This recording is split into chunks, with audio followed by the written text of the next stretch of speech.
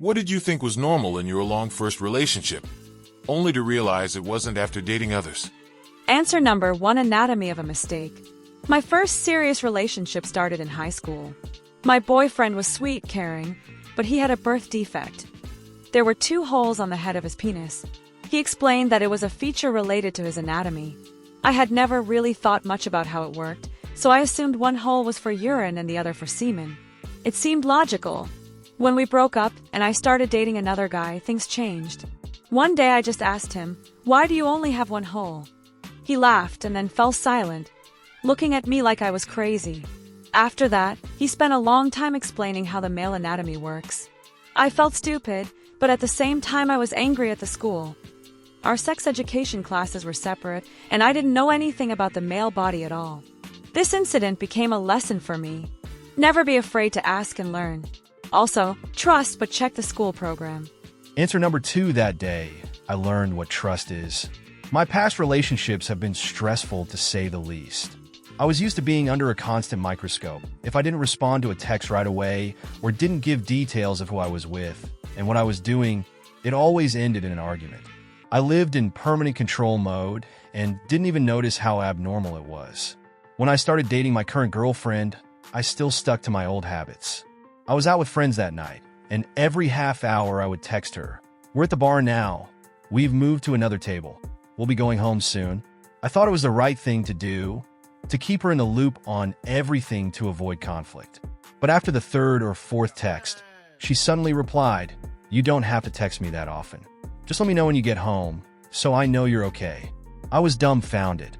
I wasn't scolded, questioned, or thrown into a tantrum over taking too long to respond. Instead, I was given freedom. Honestly, I almost cried from relief. That night was the first time I realized what real trust was. She trusted me, my words, my actions, my choices.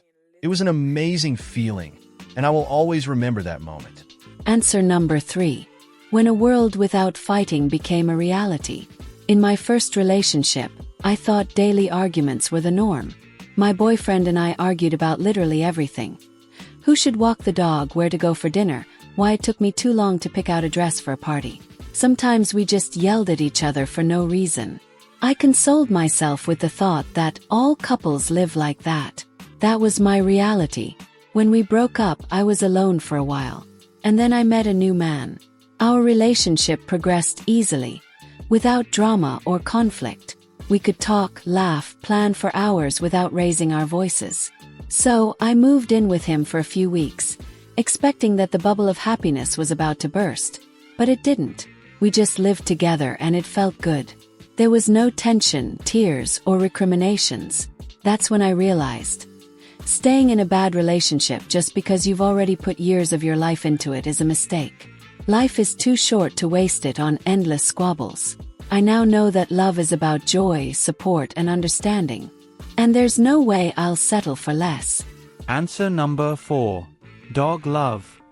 The slap experiment. My first girlfriend was unusual, and admittedly, so was I. We had weird rituals that others would probably find ridiculous. For example, for some reason I liked to lick her face like a dog. She laughed, said it was cute, and even encouraged me. It was some special, silly way for us to express affection. But then we broke up. In my next relationship, I decided to repeat this trick, thinking it was fun. In a moment of intimacy, I licked my new girlfriend on the cheek. Her reaction was immediate and unexpected. She slapped me. At first I was taken aback, and then we both started laughing. It was beyond normal for her. This incident made me think about how different we all are. What is cute to one person may be strange or even unpleasant to another. Since then, I've tried to be more aware of other people's boundaries. I haven't tried face licking again, yet. Answer number 5. Kissing. Different attitudes towards intimacy. I always thought that greeting kisses were a natural and obligatory ritual. I adored the gesture. Light, fleeting, but so important. Every time my first girlfriend came home, I would hug and kiss her as if to say, "I'm glad you're here." When I started dating my second girlfriend, everything changed. I kissed her on the cheek when she walked into the apartment, and she was somehow embarrassed. The next day I did it again, but she had already pulled away. A few days later, she bluntly told me that she didn't like this frequent kissing ritual. This was a shock to me. I thought it was a basic level of intimacy, but she saw it as intrusive. This experience taught me an important thing. People experience expressions of affection differently. For some, physical intimacy is the norm, and for others, even a kiss on the cheek may be unnecessary. The main thing is to learn to understand and respect these differences. Answer number 6. When gum was the cause of a breakup. My first girlfriend was just obsessed with gum. I'm not exaggerating. She chewed it all the time, morning, night, before bed. Sometimes she even went to bed with gum in her mouth. It didn't bother me much until one day I woke up with her gum in my hair. Waking up in a panic and cutting out a chunk of my hair at 4 in the morning was not my finest moment. But the worst part was that she didn't see it as a problem. She just shrugged and said, "Well, gum sometimes gets where it doesn't belong." I thought that phrase perfectly described our relationship.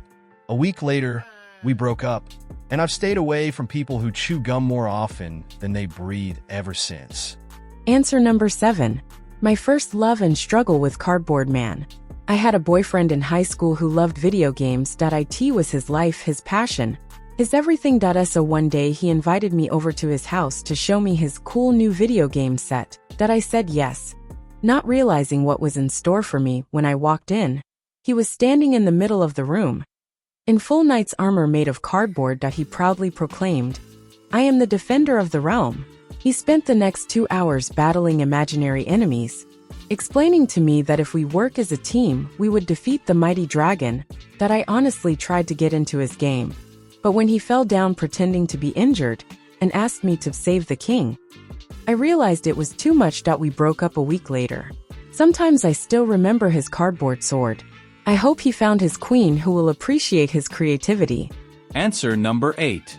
The incident with the scissors and the serious hair incident. My second girlfriend was a hairdresser and she was very proud of it. One day I asked her if she could cut my hair. I thought it would be something simple. Trim the edges, remove the excess. But in her mind it turned into mistake me for an art object. She pulled out some special scissors and a machine, and half an hour later I was sitting there with hair that resembled a soccer field. "It's an ultra-modern style," she said, glowing with pride. The next day at university, my friends couldn't stop laughing, and one of my professors bluntly asked if this was some kind of social experiment. I wiped off her masterpiece at the nearest hair salon. We broke up shortly after that. To this day, I still feel a slight anxiety before going to the hairdresser. Answer number 9. Balloon phobia. In my first relationship, I once gave my girlfriend a balloon for her birthday.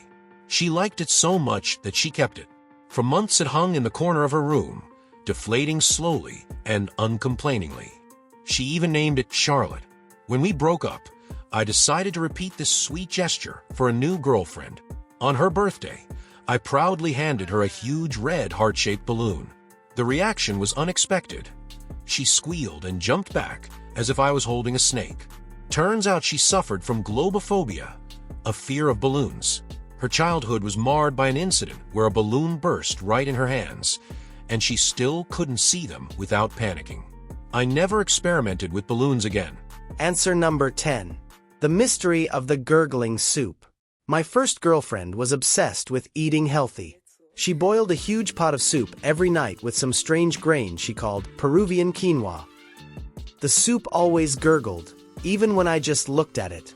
I thought it was a normal reaction of some special ingredient.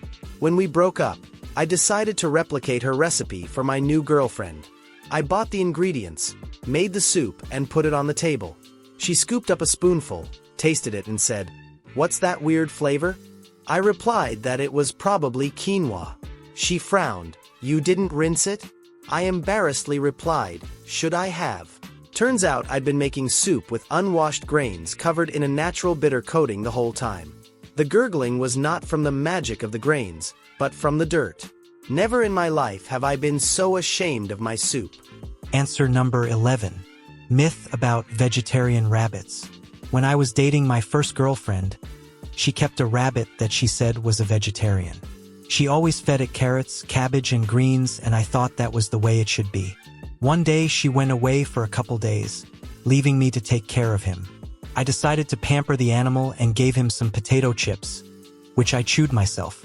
He ate them so greedily that I thought, maybe he's just sick of being a vegetarian. When I told my next girlfriend about it, she laughed at first and then was horrified.